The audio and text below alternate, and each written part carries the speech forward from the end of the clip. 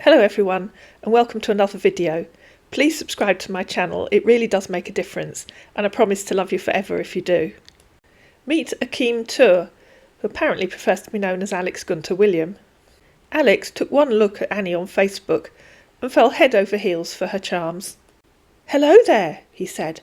"Wow, your eyes are so beautiful and expressive. Your hair is so much nice. You must have spent so much time to make such a beautiful hair." "Oh my," said Annie, "you're a flatterer." "Good morning from Italy," he said. "And good morning from England," said Annie. "And then you've got to get the weather in there somewhere, haven't you? How's the weather condition over there?" he said. "Wet and windy," said Annie, who was recovering from a gale. "Where in Italy are you?" "Sicily," he said. "It's 23 degrees and sunny. Planning to visit UK soon." "Which part of the UK are you coming to?" she asked. "England, of course," he said. "Yes," said Annie. "Which part of England?" "OK, we'll get that question in at the beginning of the video, shall we? Which part of England is he planning to come and visit?" "Wales," he said. "That's not England, is it?" said Annie. "Really?" he said. "Yes, really," said Annie. "England, Scotland and Wales are the UK. Oh, and Northern Ireland. Quick geography lesson. The United Kingdom is Scotland, Wales, England and Northern Ireland. And Great Britain is Scotland, Wales and England." "Thanks for your explanation," he said. "You know I live in the United States, but currently here in Italy for a contract." "What kind of contract?" asked Annie. "I'm a rig engineer," he said, "executing my contract with Eni Spar Oil and Gas." "What do you do as a rig engineer?" she asked. "I do drill underwater," he said. "Does that mean you're a diver?" asked Annie. "Correct," he said. "And you?" "I work for our local supermarket, Tesco," she said. "I live in a town called Shaftesbury in Dorset. We really are in England." "Where in the US do you live when you aren't on a contract?" "Atlanta, Georgia," he replied. "I got my own house." "OK," she said. "My geography's terrible. Where in the US is Georgia?" "Southeastern region," he said. "OK, somewhere near Florida?" she asked. "I went to Miami years ago to visit a friend. That was when I left school." "Do you have kids?" asked Annie. "No," he said. "How old are you?" she asked. "I'm 50 years old," he said. "Oh, so am I," said Annie, "but I have grown-up twins. They're 25. And I know you're expecting the sob story at this point. Don't worry. Here it comes. "I lost my wife and son 4 years ago, and that's after our divorce." "I'm sorry to hear that," said Annie. "That's awful. I think this is my time to move on.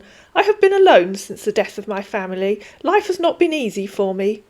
"It must have been really difficult for you," said Annie. "Yes, for sure, but God kept me. Before I lost my wife, my late wife cheated on me by sleeping with my best friend. I don't know if this is before or after they got divorced. I was so shocked when I saw my best friend having sex with my wife on my matrimonial bed. I never believed because of the love we both shared together." "Why do I need to know that?" said Annie. "You lost your wife and son, that's sad enough." "Just felt like telling you," he said, "because obviously you've got to get the sob story in somehow, haven't you, somewhere." "Can we be friends?" he asked, and then suggested that they move to Hangouts. Over on Hangouts, he followed the current trend of trying to call through to Annie. I'm suspecting that the scammers do this because there's an increasing number of scammers who simply finish up contacting each other and finding that they're baiting fellow Nigerians or Ghanaians. Unfortunately for the scammers, this is the point at which they often give themselves away, because you can tell that they don't have that American or British accent that they ought to have. This one speaks quite good English, so Annie decided to accept his explanation. I've left the whole recording in. It's about 14 minutes long. If you don't want to listen to it all, just skip forward. So how's everything going on with you right here? You don't sound American. Really? Yes, really. Who are you? Okay, you mean American? Who are you? You're not American. Yeah, I'm an American. What do you mean? Well, Americans have American accents, just like I've got an English accent. Yeah, actually I'm German. My father is German. Ah, okay. So I was like, whoa, what is she talking about? Yeah, okay. So how long have you lived in America? Here, being an American all my years, my father served in the Vietnam Army. All right. Or, my mom was from New Mexico, so lived in America all my life. All right. So Okay. that's what normally so people tell me like here is a good and nice thing. Yeah. Okay. So how long have you been in Sicily? I've been here for about like 2 months plus now. Oh, Because normally my contract is like like 3 months contract. After contract agree to the work standard. Do the testing, blah blah blah. So that's it. It's not easy. and how much longer are you going to be there? Yeah, 3 months contract. I'm gonna be here for let me say a month and 2 weeks more. All right. Not much longer then. Yeah. After my contract, I'm planning on just retiring. Return business and traveling risks the ship can do that. Yeah. So But I just like visit Germany, UK, Canada, the country. yeah. Yeah. Which which part of Canada do you think you'll go to? Sorry, say what? I said, which part of Canada do you think you'll go to? Canada. Yeah. Which part? Yeah, I'm going to I've been to Canada before. I've been to the Niagara Falls and other places. All right. My first. So you've only been to the States? Well, I went to Miami to visit a friend when as I say, when I left school. Um, Went to Spain on holiday a couple of times with my husband when the kids were small. And that's about it, really. Uh, but sorry, you're UK full blood. Sorry, say that again. Yeah, I mean full UK citizen. Yeah, I was born here. I was born in a little town called Gillingham, which is not. Because seriously, I have to say the truth. Like, are seeing many UK people. Some of them interact where I'm executing my contract and other stuffs. But like they sound differently. That's why basically like if you are pure UK, Yeah, I'm pure UK. I was born here. uh, that means you are like got different accent and different states. Oh yeah, we do. Oh yeah, lots of different accents. I'm not very good at doing them, but yeah, especially Yeah, if you're in because Wales or Scotland, they sound very okay, different.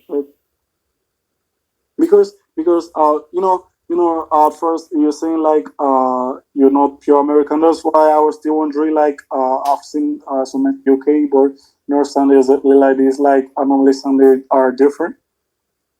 Yeah, So well, like bit confused. right. What do you think I sound like then?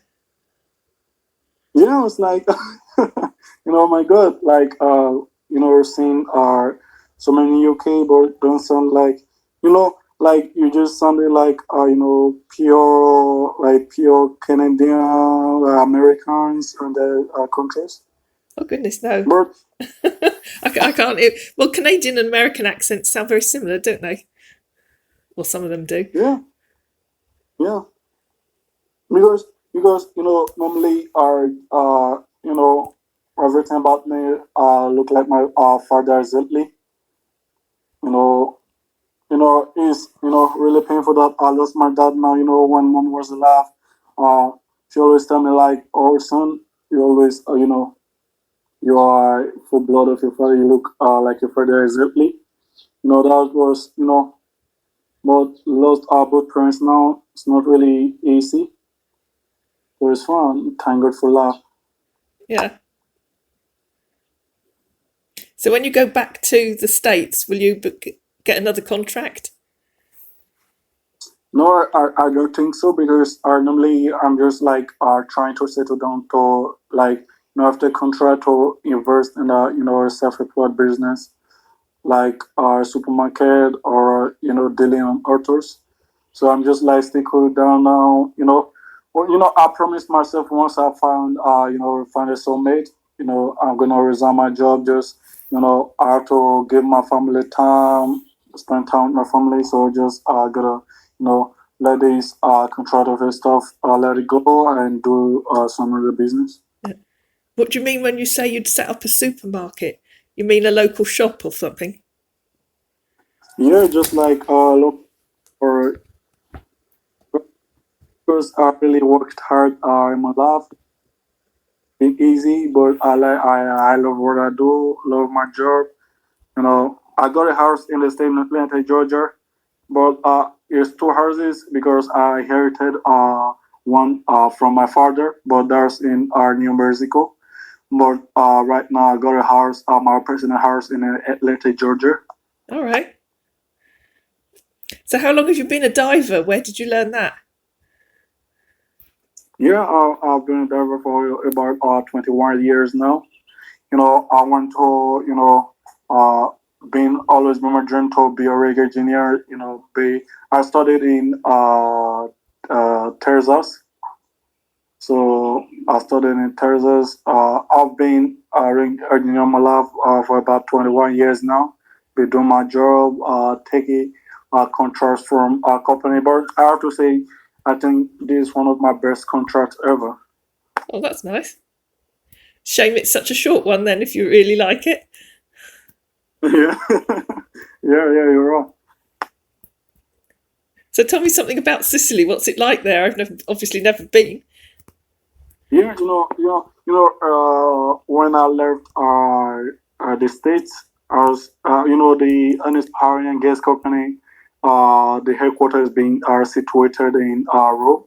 So I was in Rome for like week when I got to Italy. So after that, I was, being taken to my rig side in Sicily. But Sicily is okay. I was like, being careful because the COVID-19 stuff. So being not really going out here in Sicily, but Sicily is very nice and calm. But I bet you Rome is more beautiful. I've never been to Rome. I'd love to go there. Yeah, Rome is very beautiful. Well, even on the Sicily, but I prefer Rome is very beautiful. Sicily, we just after working, you have to go to your camp, lay your head, get some rest. That's it. But I spent some time going around, touring around Rome. Rome is very beautiful. Seriously. Yeah, I'm sure it is. So, how do you get onto an oil rig? I've always wondered. Sorry, sorry. How do you get onto an oil rig? You know, so you want me to disclose how I work, how I do my job to you? No, how do you actually get onto the oil rig? Yeah, once you wanna dive underwater, I'm gonna share some photos if that's okay with you. So once you wanna drill, you have to leave your camp, then get onto a ship. So the ship is going to the drilling point. So you have to dive underwater. There already are connected pipes underwater, which when you're drilling, you have to kick the machine underwater. So once you're drilling is going to the gas drum already. So you just have to dive underwater do that. But we got our security cameras watching us, for safety. When you might need help or rescue team or other stuffs. So that's it. Never been easy, but I love doing it. But some many people do say taking a lot of risk and other things, but never been easy. Just trying to work hard and achieve good goals. Alan never to focus on goals, not obstacles. So you actually get onto your rig by going by ship from Sicily, presumably. No, no, seriously, we live in a camp. So we want to go to our drilling point, you get onto a ship. It's just like about let me say uh uh 2 kilometers away, not too far. You just the ship just have to take you to the drilling point, then you dive underwater. Oh, right, I see. So when you say you live in a camp, you don't mean you live in a tent, do you?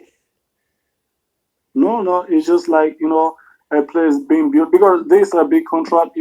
Once you want to execute such contract, you have to build a place just like a small camp, not a tent, just like a normal house. You have to build it there, close to the drilling site. So it's gonna make it easy for us to, lay our head, and every morning you go to the work, at around 12, then you go on lunch break. All right, I think I see what you mean, yeah. So you've got like the company has its own village that they've built. No, it's not. Like having it's just like a small piece. Just build just like about a few rooms. Sorry. So once you build it, the contractors are gonna live there, and other people working in because there are other people actually living in the ship. Yeah. So the main contractors are here in the camp. After work, you gotta sleep, rest, take a bath, and freshen up. So that's how it's been done. As time goes on, I'm gonna, we don't know ourselves much better, but as time goes on, gonna show you everything you need to know. Okay. Oh, I look forward to it. Yeah. So I think I just wanted to call you to hear your voice so you can hear my voice. Know who you actually talking to. So I think we can test now. I have about like 30 minutes left from a break. So I think we can just chat and know more about ourselves. Of course. And I have to make some lunch because I have to start work at 2 o'clock. So, and it's one. Okay. It's 1 o'clock now. What time is it in So Sicily now? Are you the same time as us? this is a minute after 1 here. All right, it's the One same p.m. here then. Yeah. So sorry, can we chat now? Yeah. As I say, I've got to just go and make some lunch, and then I'll so I've got a few things to do, so I'll be coming and going. But I'm here for about half an hour. So I'm gonna talk to you. Thank you very much for your time. It's Okay nice. then. Be Lovely to meet you. Bye for now. You got a lovely voice, he messaged after the call, which is scammer speak for phew, I think I'm talking to a real person and not a fellow African scammer. How long have you been on Hangouts? He asked. Goodness, said Annie, I've no idea. My email address is a giveaway, isn't it? I've had that since 2013. Those are the 4 numbers at the end of her email address. Wow, he said, am I the only one you're talking to on Hangout? What do you mean? Asked Annie, acting innocent. I use it to talk to the kids and my friends and other family and Facebook too, of course. I probably spend more time on Facebook than on here. Oh, okay, he said. Are you a Christian? He asked. Yet another giveaway that you're probably talking to an African scammer. Not really, no, she said. Are you? I'm a Christian, he said. I just go to church for weddings, christenings and funerals, said Annie. Okay, he said. Tell me more about your job. He's going to try and explain his job to Annie later in this video. I'll give you a chance to get your thinking caps on though. How does an oil rig work? How do you drill for oil? Not a lot to tell, said Annie. I work on the checkouts. That's why I'd like to get another job if I can. It's kind of boring, really. With apologies to all supermarket checkout workers, obviously. But she has been there for 10 years. Just scanning items and putting them on a conveyor belt. I have fun chatting to the customers, though. Oh, okay, he said, LOL. And here we go. We'll start fishing for money. Wow, that good. I guess you earn good money from your job. Good money working on a supermarket checkout? Hardly, said Annie. But I have my divorce settlement, so money isn't really an issue. That's good, he said. Annie realised she was late for work and disappeared for a while, and then decided she'd ask him what he actually did. And here we go. Now he's going to try and explain his job. Work was good, he said. Yes, said Annie, but what did you actually do? I drilled underwater, he said. How'd you do that? Asked Annie. I got to dive underwater and drill. How'd you do that? Asked Annie. With a giant hand drill? So he sent her a photo of a diver. And then he sent her another photo of a diver sitting on a pipe. I don't understand, said Annie. That doesn't look like a drill. What? He said. That's the drilling pipes connected underwater. You said I got to dive underwater and drill, said Annie. That's not a drill. Did you mean you had to repair a pipe? You have to separate pipes after drilling daily, he said, and you got to put it back once you get back to work. That doesn't make sense, said Annie. Put what back? Where? The pipes back together before drilling, he said. Oh, okay, said Annie. This is not your job, he said. How come you're arguing about it? No, said Annie, which is why I'm trying to understand what you do, because I'm interested to know. Why don't you want to explain it to me? LOL, he said, I have explained to you, dear. So I hope you're all feeling much more enlightened than Annie was. Yes, said Annie, but I have to keep asking, and then you get cross if I don't understand. That's not really helpful, is it? What's not helpful? He asked. Getting cross instead of explaining what you do, she replied, and that still looks more like maintaining a pipeline than drilling. At least it does to me. I can't even see a drill. You got to read about oil rig on Google, he said. I think you will understand better. Because obviously it's always better to ask Google what someone does than it is to ask them themselves. Why? Asked Annie. You're the drilling engineer. Why can't you explain? I wouldn't ask you to look on Google to see what someone does if they work on a supermarket checkout. I can tell you, because that's what I do. I have explained, dear, he said. So, explain again, she said, where the drill is. You do know what a drill is, do you? I said you have to put the pipes together and go to your drilling area, he replied. A few more lines of silliness ensued, and then resorting to Google, he said, once we're talking about drilling, we refer to a large structure with equipment for drilling an oil well. Yes, said Annie. Is that a large structure with equipment that I can see in your photo? That's the pipes connect to the drums that we drill into, he said. You drill into drums? Said Annie. Wouldn't that put holes in them and make them leak? And I did say those looked like pipes, not a drill, but you just got cross with me. So he sent her a clearly photoshopped identity card to prove that he was a rig engineer. I got to swim to the drilling point and drill, he continued. You still haven't told me how you actually drill, said Annie. Do you use a giant hand drill once you fix the pipes together? So he sent a photograph of an oil drill. It's a big drilling machine, he said. So why do you have to dive to operate it? Asked Annie. To control and regulate it, he said. OK, said Annie, who still had no idea what he was talking about, but had decided to give up arguing with him. Why did it take you so long to explain that? Is it always going to be such hard work to get you to explain something? If you're not OK with me, then tell me, he said. I just don't understand why I had to ask so many questions just to get you to explain to me what you did at work today.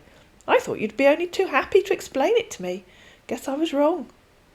It's our own law never to disclose our business to anyone, he said, except you're my wife. Wife? Was that the proposal?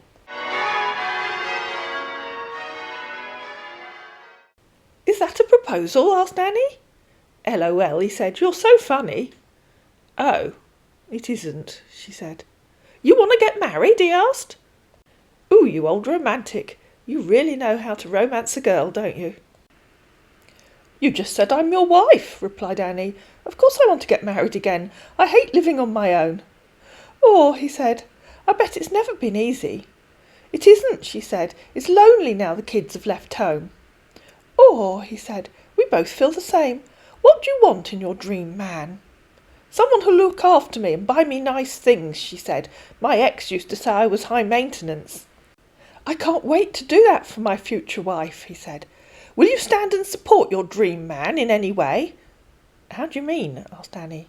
Will you support your man? He asked. Of course, she said, although you still haven't told me what kind of support you need. Moral, financial, physical? In all aspects, he said. OK.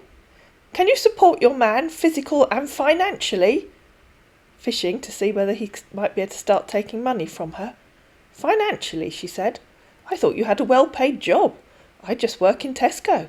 What if your man needs help at that moment and will pay you back? He asked. I'm looking for a man who can take care of me, she said, not someone who's needy and wants me to pander to his every whim. Obviously, if he needs help, I'll be there for him. OK, he said, because there are times your man might need help financially. Of course, said Annie. Why do you think he would, though? There are ups and downs in life, he said. And then he returned to that old scammer's standby. Send me some pics. What of? Asked Annie. Your pics, he said. I take pics of flowers and landscapes and animals, she replied. I mean your own pic, he said. If the person you're talking to online keeps making demands for pictures, think very carefully about what you're sending. Why do they want them, and why are they being so pushy about you sending them? And how do you think the scammers get all the photos they use in their scams? Sorry, she said, I don't share selfies online. I hate them anyway, and I hate photos of myself. But the twins insist the only photo I post online is the one on my Facebook profile. He sent an emoji. Sorry, that's just the way it is, she said. I'm trying to find some I took in town recently. But why? He said. I told you, she answered. The twins insist I never send photos to someone online unless I've met them in person first. That doesn't make sense, he said. Why not? She said. You read all the time of people's accounts being hacked, then photos are stolen and misused. I'm not like that, he said. It means you don't trust me. I don't trust Hangouts not to get hacked, she said. Take it or leave it, it's up to you. The twins told me not to let anyone push me into sending photos. It means they aren't genuine and are just pushy and rude. That's not right, he said. It is right.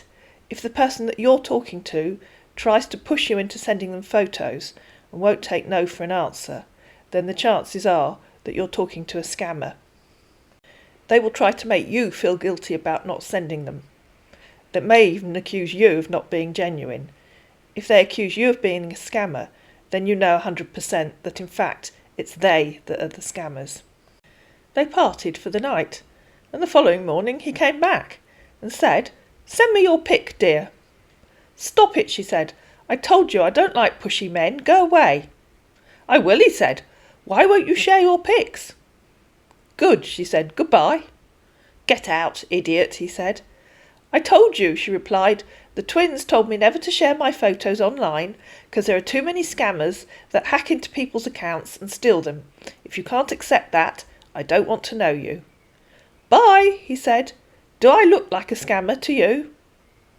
Annie didn't answer that. I can't imagine why.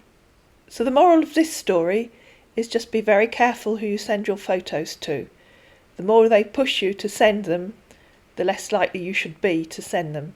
Please don't fall for being pushed in to send your photos. The more pushy they are, the less likely they are to be genuine. I hope you found this video useful.